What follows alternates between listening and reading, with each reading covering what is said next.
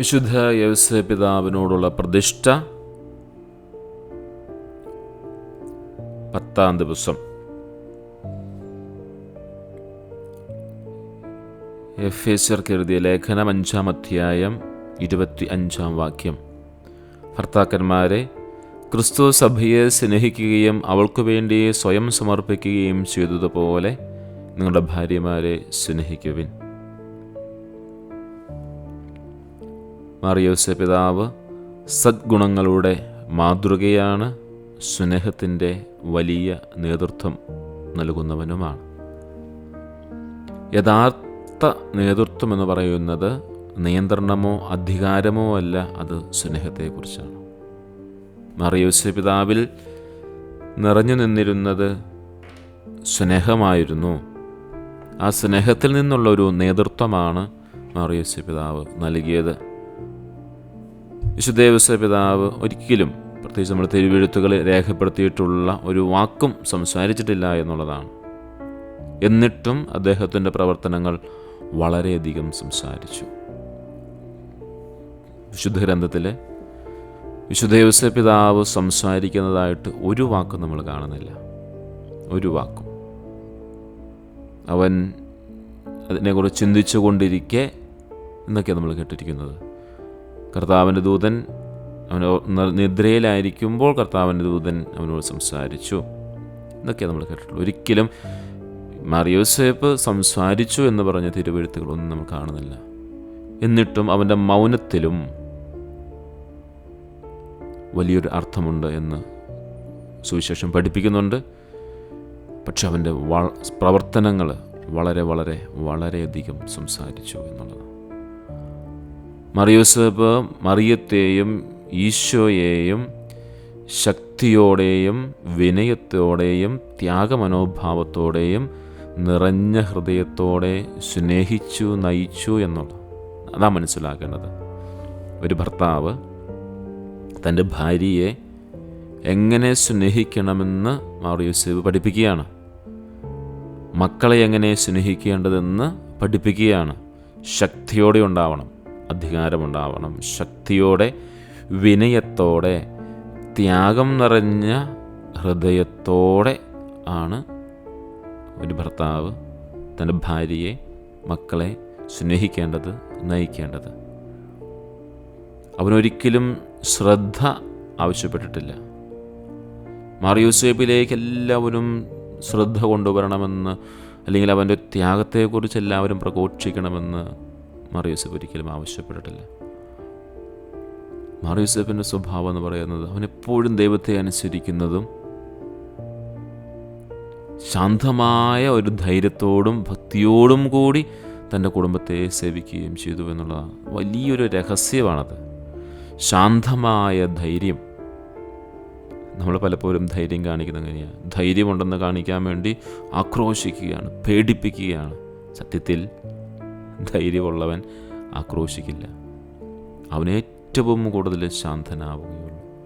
ശാന്തനായിരിക്കാൻ വേണ്ടിയാണ് ധൈര്യമുണ്ടാവേണ്ടത്. ആക്രോശിക്കാനായിട്ട്, ഒച്ചപ്പാടുണ്ടാക്കാൻ വേണ്ടിയിട്ട്, വായി വരുന്നതെല്ലാം വിളിച്ചു പറയാൻ വേണ്ടിയിട്ട് ധൈര്യത്തിൻ്റെ ആവശ്യമില്ല. പക്ഷേ മാർ യൗസേ പിതാവ് കാണിച്ചു തരുന്ന ഏറ്റവും വലിയ മാതൃക എന്ന് പറയുന്നത് അത് ഭർത്താക്കന്മാർക്ക് മാത്രമല്ല, എല്ലാവർക്കും അനുകരിക്കാൻ സാധിക്കുന്ന വലിയൊരു മാതൃകയാണ്. അവൻ ദൈവത്തെ അനുസരിച്ചു, ശാന്തമായ ധൈര്യം അവനുണ്ടായിരുന്നു, ഭക്തി ഉണ്ടായിരുന്നു. ഈ 3 കാര്യം കൊണ്ടാണ് അവൻ കുടുംബത്തെ സേവിച്ചത്. ദൈവത്തെ അനുസരിക്കുന്നവനായിരുന്നു, ശാന്തമായ ധൈര്യമുള്ളവനായിരുന്നു, ഭക്തിയുള്ളവനായിരുന്നു. നമ്മുടെ കുടുംബജീവിതങ്ങളിലേക്ക് കടന്നുപോയാൽ ഭർത്താവ് ഭാര്യയെ സ്നേഹിക്കുന്നത് അധികാരപൂർവമാണ്, വിനയത്തോടു കൂടിയല്ല, അധികാരത്തോടു കൂടിയാണ്. ഭാര്യ എപ്പോഴും വിനയത്തോടെ നിന്നോളം, ഭർത്താവ് എപ്പോഴും അധികാരം പ്രയോഗിക്കുന്നവനാണ്. അതുകൊണ്ട് അവൻ്റെ ശബ്ദം എപ്പോഴും ഉയരും. നീ മിണ്ടിപ്പോവരുതെന്ന് പറയും, അല്ലെങ്കിൽ നിനക്ക് മിണ്ടാൻ ഇവിടെ അവകാശമില്ല എന്ന് പറയും. അങ്ങനെയൊക്കെ ഉള്ള ഒരു ശൈലിയാണ്. അല്ലെങ്കിൽ കുറ്റപ്പെടുത്തലുകൾ, കുത്തുവാക്കുകൾ പറയും. യൗസേപ്പ് പിതാവിന് വേണമെങ്കിൽ മറിയത്തെ എപ്പോഴും ഇങ്ങനെ കുത്തുവാക്കുകൾ പറയാൻ മേലായിരുന്നു.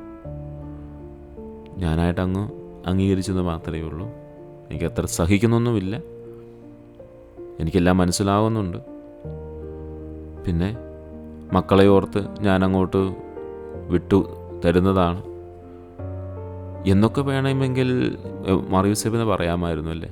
ഇന്നത്തെ കുടുംബജീവിതത്തിലൊക്കെ കാണുന്നത് പലപ്പോഴും നല്ല കുടുംബജീവിതം നയിക്കുന്ന ധാരാളം വ്യക്തികളുണ്ട്. മാർ യോസേപ്പ് പിതാവിനെ പോലെ, പരിശുദ്ധമ്മയെ പോലെ വിനയത്തോടെ, ഭക്തിയോടെ, അനുസരണത്തോടെ, ദൈവവിചാരത്തോടെ, ദൈവഭക്തിയോടെ ജീവിക്കുന്ന ധാരാളം മനുഷ്യരുണ്ട്. അവരെല്ലാം തമ്പുരാൻ സമർപ്പിക്കുകയാണ്, മാർ യോസേപ്പിൻ്റെ മാധ്യസ്ഥം തേടി പ്രാർത്ഥിക്കുകയാണ്.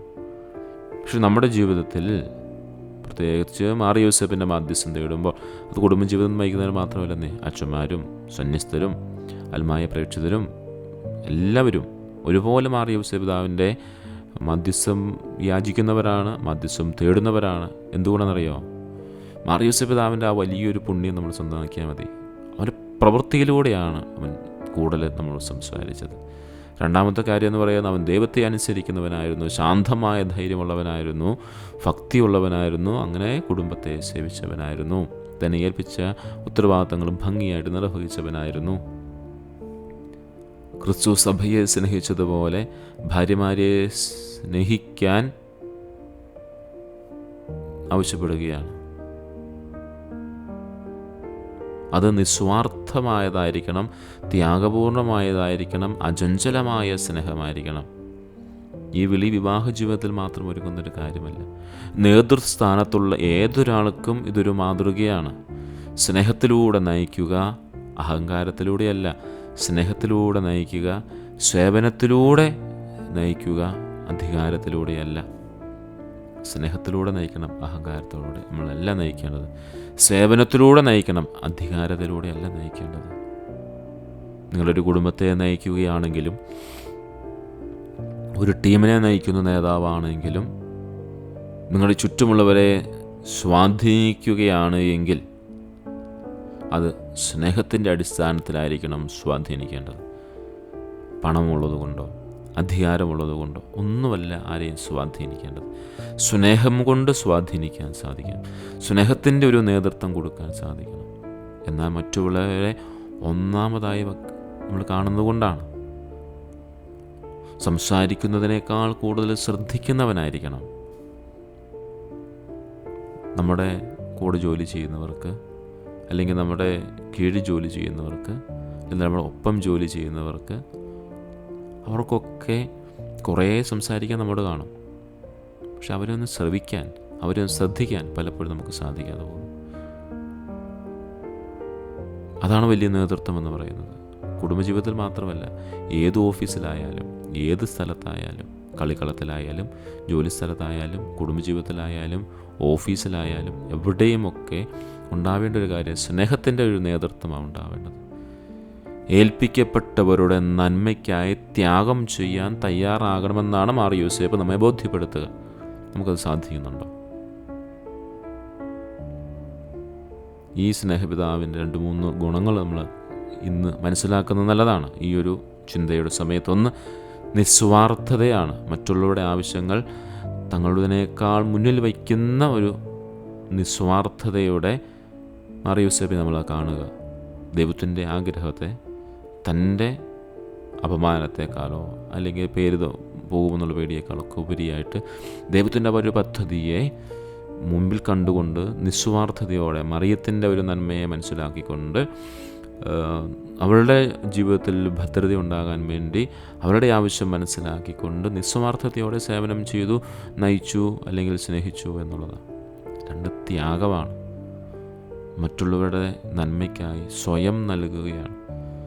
സത്യം പറഞ്ഞാൽ നമ്മുടെ എല്ലാവരുടെ നന്മയ്ക്കുമായിട്ടല്ലേ മാർ യോസേപ്പ് തൻ്റെ സ്വന്തം ജീവിതം പരിപൂർണമായി വിട്ടുകൊടുത്തത്. എന്തെല്ലാം ത്യാഗമാണ് ചെയ്തത്. ഉണ്ണീശോയെയും മാതാവ് മറിയത്തെയും കൊണ്ട് പലായനം ചെയ്യുന്നു, തിരിച്ചു വരുന്നു. ഇവിടെ എല്ലാം എത്രമാത്രം ത്യാഗങ്ങൾ സംരക്ഷിക്കാൻ വേണ്ടി, തിരുകുടുംബത്തെ സംരക്ഷിക്കാൻ വേണ്ടി എത്രമാത്രം ത്യാഗങ്ങൾ മാർ യോസേപ്പ് ഏറ്റെടുത്തു. നമ്മുടെ കുടുംബങ്ങളെ സംരക്ഷിക്കാൻ വേണ്ടി എത്രമാത്രം ത്യാഗമുണ്ട്. മദ്യത്തിനും മയക്കുമരുന്നിനുമായിരിക്കും അടിമപ്പെട്ടിരിക്കുന്ന മാതാപിതാക്കൾ, അല്ലെങ്കിൽ മയക്കുമരുന്നിനും അല്ലെങ്കിൽ പ്രണയക്കണി പോലെയുള്ള കാര്യങ്ങൾക്ക് വേണ്ടി അടിമപ്പെട്ടിരിക്കുന്ന മക്കൾ, ഇങ്ങനെ എത്രയോ പേര് ഒരു ത്യാഗവും ജീവിതത്തിൽ ഏറ്റെടുക്കാതെ തൻ്റെ ജോലികൾ ചെയ്തു പോകുന്നവർ, സുഖത്തിനും സന്തോഷത്തിനും വേണ്ടി മാത്രം മുന്നോട്ട് പോകുന്നവർ, ഒരു ത്യാഗവും ഏറ്റെടുക്കാതെ മറ്റുള്ളവരുടെ ഒരു നന്മയെ പോലും മനസ്സിലാക്കാതെ അംഗീകരിക്കാതെ പോകുന്ന എത്രയോ പേരുണ്ട്. നമുക്കൊന്ന് പരിശോധിച്ച് നോക്കാം. മാറിയോസേപ്പ് പിതാവ് നമുക്ക് നൽകുന്ന മാതൃക മറ്റുള്ളവരുടെ നന്മയ്ക്ക് നമുക്കൊരു മുൻതൂക്കം കൊടുക്കാനായിട്ട് സാധിക്കണം. അതുപോലെ ഉത്തരവാദിത്തങ്ങൾ ഭംഗിയായി നിർവഹിച്ചവനാണ് മാറിയോസേപ്പ്. ദൈവത്തിൻ്റെ വലിയൊരു വിളി ലഭിക്കുകയാണ്. മാതാവിനെയും ഉണ്ണീശോയെയും സംരക്ഷിക്കുവാനുള്ള, വളർത്തുപിതാവാകുവാനുള്ള, സംരക്ഷകനാകുവാനുള്ള വലിയൊരു ഉത്തരവാദിത്തം ഏൽപ്പിക്കുകയാണ്. ആ ഏൽപ്പിച്ച ഉത്തരവാദിത്തം വിശ്വസ്തയോടെ പാലിച്ചു എന്നുള്ളതാണ് മാറിയോസേപ്പ് പിതാവിൻ്റെ മഹനീയത എന്ന് പറയുന്നത്. അവൻ നീതിമാനായിരുന്നു, കരുണയുള്ളവനായിരുന്നു, അതേസമയം തന്നെ അവൻ സ്നേഹമുള്ളവനായിരുന്നു, ഒപ്പം അവൻ ദയയുമുള്ളവനായിരുന്നു. സ്നേഹത്തിൻ്റെ ഒപ്പം തന്നെ ദയയും കൂടി നമ്മൾ കൊണ്ടുപോകണം.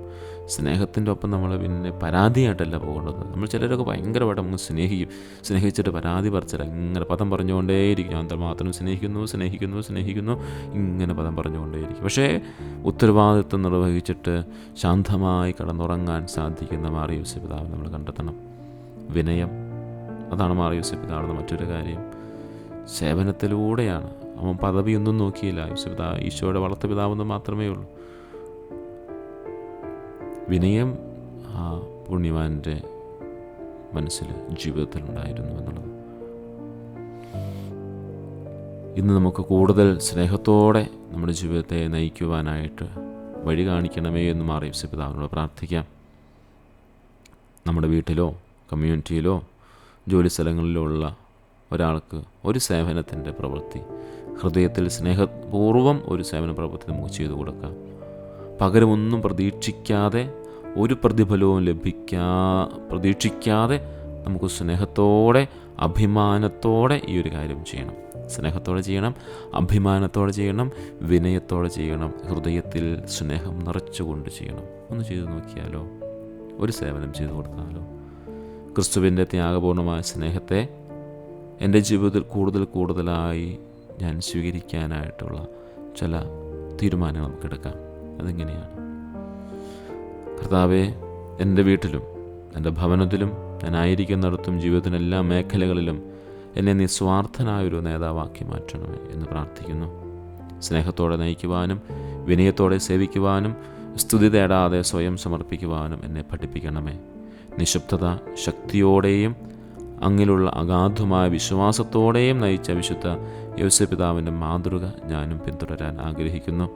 ക്രിസ്തുവിൻ്റെ സ്നേഹത്തിൻ്റെ പ്രതിഫലമായി എന്നെ രൂപപ്പെടുത്തണമേ. ത്യാഗവും ശുദ്ധതയും വിശ്വസ്തതയും എന്നിൽ നിറയ്ക്കുകയും ചെയ്യണമേ. വിശ്വാസ പ്രമാണം. സർവശുദ്ധനായ പിതാവും ആകാശത്തിൻ്റെയും ഭൂമിയുടെയും സൃഷ്ടാവുമായ ദൈവത്തിൽ ഞാൻ വിശ്വസിക്കുന്നു. അവിടുത്തെ ഏകപുത്രനും ഞങ്ങളുടെ കർത്താവുമായ ഈശോ മിശിഹായിലും ഞാൻ വിശ്വസിക്കുന്നു.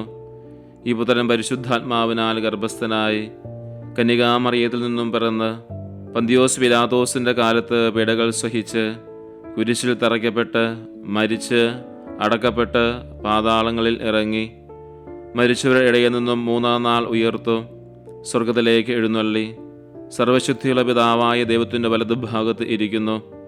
അവിടുന്ന് ജീവിക്കുന്നവരെയും മരിച്ചവരെയും വിധിക്കാൻ വരുമെന്നും ഞാൻ വിശ്വസിക്കുന്നു. പരിശുദ്ധാത്മാവിലും ഞാൻ വിശ്വസിക്കുന്നു. പരിശുദ്ധ കത്തോലിക്ക സഭയിലും പുണ്യവാന്മാരുടെ ഐക്യത്തിലും പാപങ്ങളുടെ മോചനത്തിലും ശരീരത്തിൻ്റെ ഉയർപ്പിലും നിത്യമായ ജീവിതത്തിലും ഞാൻ വിശ്വസിക്കുന്നു. ആമേൻ. വിശുദ്ധ യോസേപ്പ് പിതാവിനോടുള്ള പ്രാർത്ഥന. പരിശുദ്ധ കന്യകാമറിയത്തിൻ്റെ ഏറ്റവും പരിശുദ്ധ ഭർത്താവായ മാർ യോസേപ്പെ, അങ്ങേ സഹായം തേടി അങ്ങേ മാധ്യസ്ഥം അപേക്ഷിച്ചവരിൽ ഒരാളെ പോലും ഉപേക്ഷിച്ചതായി കേൾക്കപ്പെട്ടിട്ടില്ല എന്ന് നീ ഓർക്കണമേ.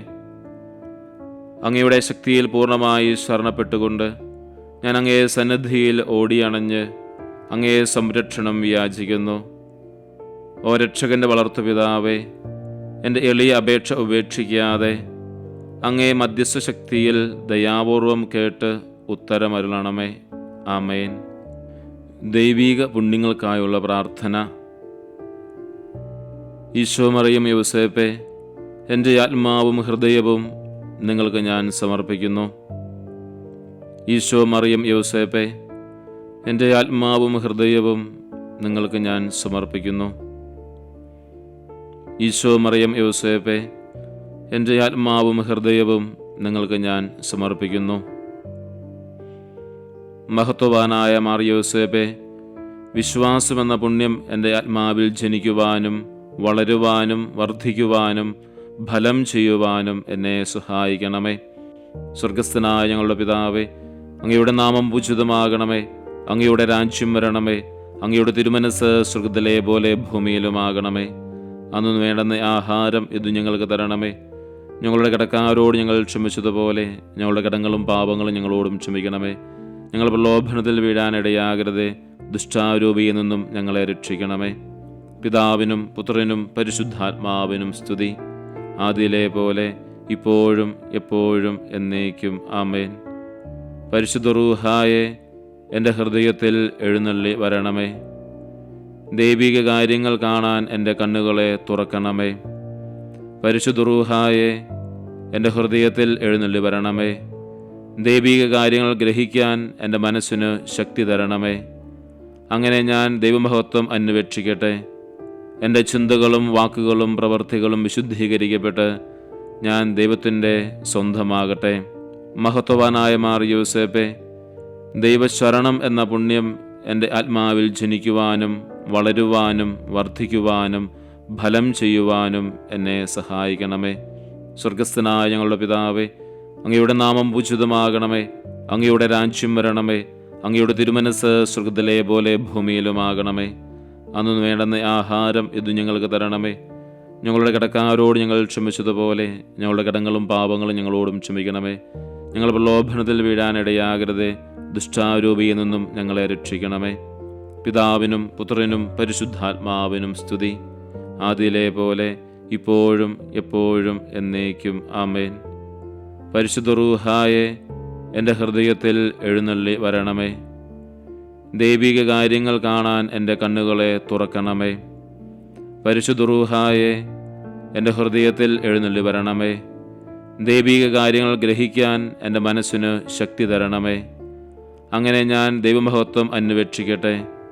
എൻ്റെ ചിന്തകളും വാക്കുകളും പ്രവർത്തികളും വിശുദ്ധീകരിക്കപ്പെട്ട് ഞാൻ ദൈവത്തിൻ്റെ സ്വന്തമാകട്ടെ. മഹത്വവാനായ മാർ യോസേപ്പേ, ദൈവസ്നേഹമെന്ന പുണ്യം എൻ്റെ ആത്മാവിൽ ജനിക്കുവാനും വളരുവാനും വർദ്ധിക്കുവാനും ഫലം ചെയ്യുവാനും എന്നെ സഹായിക്കണമേ. സ്വർഗസ്ഥനായ ഞങ്ങളുടെ പിതാവേ, അങ്ങയുടെ നാമം പൂജിതമാകണമേ. അങ്ങയുടെ രാജ്യം വരണമേ. അങ്ങയുടെ തിരുമനസ് സ്വർഗ്ഗത്തിലെ പോലെ ഭൂമിയിലുമാകണമേ. അന്നു വേണ്ടുന്ന ആഹാരം ഇത് ഞങ്ങൾക്ക് തരണമേ. ഞങ്ങളുടെ കടക്കാരോട് ഞങ്ങൾ ക്ഷമിച്ചതുപോലെ ഞങ്ങളുടെ കടങ്ങളും പാപങ്ങളും ഞങ്ങളോടും ക്ഷമിക്കണമേ. ഞങ്ങൾ പ്രലോഭനത്തിൽ വീഴാനിടയാകരുതേ. ദുഷ്ടാരൂപിയിൽ നിന്നും ഞങ്ങളെ രക്ഷിക്കണമേ.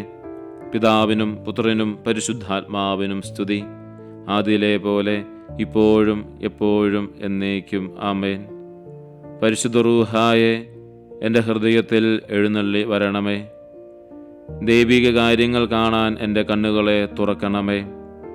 പരിശുദ്ധ റൂഹായെ, എൻ്റെ ഹൃദയത്തിൽ എഴുന്നള്ളി വരണമേ. ദൈവിക കാര്യങ്ങൾ ഗ്രഹിക്കാൻ എൻ്റെ മനസ്സിന് ശക്തി തരണമേ. അങ്ങനെ ഞാൻ ദൈവമഹത്വം അന്വേഷിക്കട്ടെ. എൻ്റെ ചിന്തകളും വാക്കുകളും പ്രവർത്തികളും വിശുദ്ധീകരിക്കപ്പെട്ട് ഞാൻ ദൈവത്തിൻ്റെ സ്വന്തമാകട്ടെ. വിശുദ്ധ യോസേപ്പിൻ്റെ ലുത്തീനിയ. കർത്താവെ അനുഗ്രഹിക്കണമേ. കർത്താവെ അനുഗ്രഹിക്കണമേ. മിശിഹായെ അനുഗ്രഹിക്കണമേ. മിശിഹായെ അനുഗ്രഹിക്കണമേ. കർത്താവെ അനുഗ്രഹിക്കണമേ. കർത്താവെ അനുഗ്രഹിക്കണമേ. മിശിഹായെ ഞങ്ങളുടെ പ്രാർത്ഥന കേൾക്കണമേ. മിശിഹായെ ഞങ്ങളുടെ പ്രാർത്ഥന കേൾക്കണമേ. മിശിഹായെ ഞങ്ങളുടെ പ്രാർത്ഥന കൈക്കൊള്ളണമേ. മിശിഹായെ ഞങ്ങളുടെ പ്രാർത്ഥന കൈക്കൊള്ളണമേ. സ്വർഗസ്ഥനായ പിതാവായ ദൈവമേ, ഞങ്ങളെ അനുഗ്രഹിക്കണമേ. ലോകരക്ഷകനായ പുത്രനായ ദൈവമേ, ഞങ്ങളെ അനുഗ്രഹിക്കണമേ. പരിശുദ്ധാത്മാവായ ദൈവമേ, ഞങ്ങളെ അനുഗ്രഹിക്കണമേ. ഏകദൈവമായ പരിശുദ്ധാതൃത്വമേ, ഞങ്ങളെ അനുഗ്രഹിക്കണമേ. പരിശുദ്ധ മറിയമേ, ഞങ്ങൾക്ക് വേണ്ടി അപേക്ഷിക്കണമേ.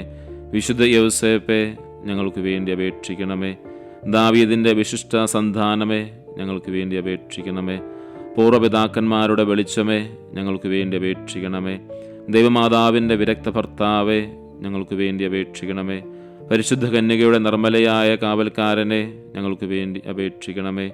ദൈവപുത്രൻ്റെ പാലകനെ ഞങ്ങൾക്ക് വേണ്ടി അപേക്ഷിക്കണമേ. ക്രിസ്തുവിൻ്റെ സംരക്ഷകനെ ഞങ്ങൾക്ക് വേണ്ടി അപേക്ഷിക്കണമേ. തിരുക്കുടുംബത്തിൻ്റെ നാഥനെ ഞങ്ങൾക്ക് വേണ്ടി അപേക്ഷിക്കണമേ. എത്രയും നീതിമാനായ വിശുദ്ധ യൗസേപ്പെ ഞങ്ങൾക്ക് വേണ്ടി അപേക്ഷിക്കണമേ. അത്യന്തം നിർമ്മലനായ വിശുദ്ധ യൗസേപ്പെ ഞങ്ങൾക്ക് വേണ്ടി അപേക്ഷിക്കണമേ. ഏറ്റവും ജാഗ്രതയുള്ള വിശുദ്ധ യൗസേപ്പെ ഞങ്ങൾക്ക് വേണ്ടി അപേക്ഷിക്കണമേ. എത്രയും ശക്തനായ വിശുദ്ധ യൗസേപ്പെ ഞങ്ങൾക്ക് വേണ്ടി അപേക്ഷിക്കണമേ. അങ്ങേയറ്റം അനുസരണശീലമുള്ള വിശുദ്ധ യൗസേപ്പെ ഞങ്ങൾക്ക് വേണ്ടി അപേക്ഷിക്കണമേ. എത്രയും വിശ്വസ്തനായ വിശുദ്ധ യൗസേപ്പെ ഞങ്ങൾക്ക് വേണ്ടി അപേക്ഷിക്കണമേ. ക്ഷമയുടെ ദർപ്പണമേ ഞങ്ങൾക്ക് വേണ്ടി അപേക്ഷിക്കണമേ. ദാരിദ്ര്യത്തിൻ്റെ സ്നേഹിതനെ ഞങ്ങൾക്ക് വേണ്ടി അപേക്ഷിക്കണമേ. തൊഴിലാളികളുടെ മാതൃകയെ ഞങ്ങൾക്ക് വേണ്ടി അപേക്ഷിക്കണമേ.